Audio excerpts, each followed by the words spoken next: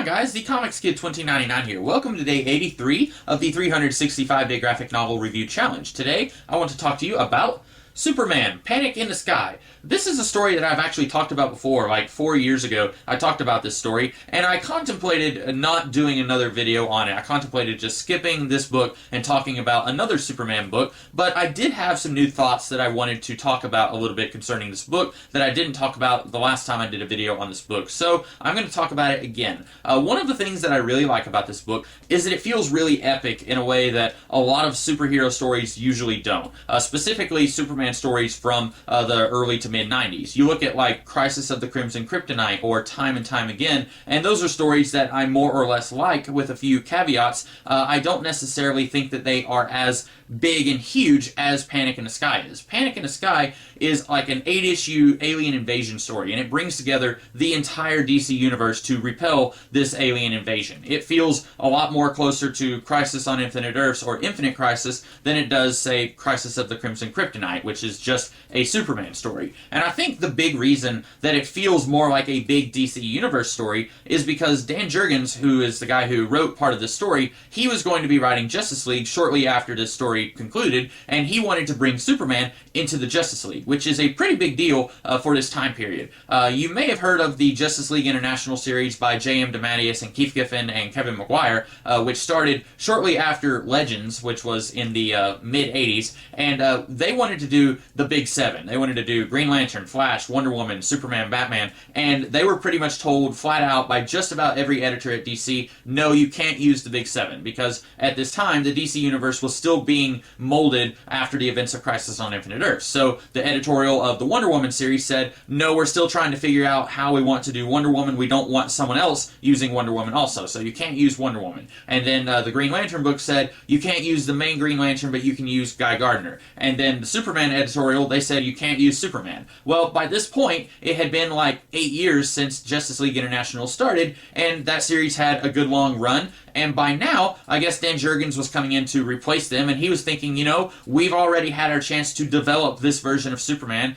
He doesn't need to stay in his own title. We can bring him over into the Justice League book now. It's okay to finally have him be part of the Justice League. So that's what they did. They used this book as a springboard for altering the Justice League series and kind of changing the dynamic and the status quo. And I am always a fan of a story that tries to do something different with the characters and shape and alter and change the status quo of the universe. And I will talk about that more in the coming weeks whenever I talk about some of the other Superman books that also do this. But I think even if a story is not necessarily 100% good, if it takes the opportunity to do something new and different and introduce new ideas and new elements into the universe that that story takes place in, then I think that that is something to applaud. And that's something that this book does. One thing that I talked about the last time I did a video on this was that Drega is here. And Drega has this weird almost romance with Supergirl. And I say Supergirl, it's the shape-shifting Matrix character from another dimension who looks and acts a lot like Supergirl.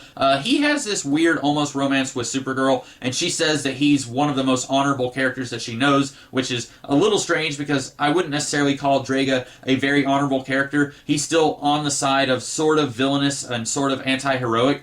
He's definitely not a heroic character either. But she has this kind of weird romance with him, even though she only meets him during the course of this book, and then this almost romance only has time to develop over the span of like 24 hours, maybe 3 days, no more than that. And it's really weird that they're trying to push this kind of romantic involvement for these characters over the course of such a short period of time. And I think that if they wanted these two characters to befriend each other and kind of get romantically involved, and then, spoilers, kill Drega during the course of this story, if they wanted to do that and they wanted to make Supergirl feel guilty or feel remorse or something like that for Drega dying, then they should have had these two characters meet a lot earlier than the storyline. They should have had Drega come to Earth, and for whatever reason, he meets Supergirl, and then he befriends her much earlier than the story. But having these two meet each other during the course of this story and then killing off Drega and having Supergirl be affected, that would have been much more effective as a storytelling tool if they had these two characters meet earlier. And also, one thing that I did not talk about the last time I did a review of this book is that, if you'll recall, 2 weeks ago, I think it was, I did a review of the story Eradication, where Draga comes to Earth looking for a rematch with Superman. And in that story, that could have been anyone. It didn't have to be Draga. In fact, his character didn't really get any new development in that story. He comes to Earth looking for a fight, Superman beats him up, and then that's it for his character. He doesn't have any further development after what he got in the Exile storyline, which introduced him.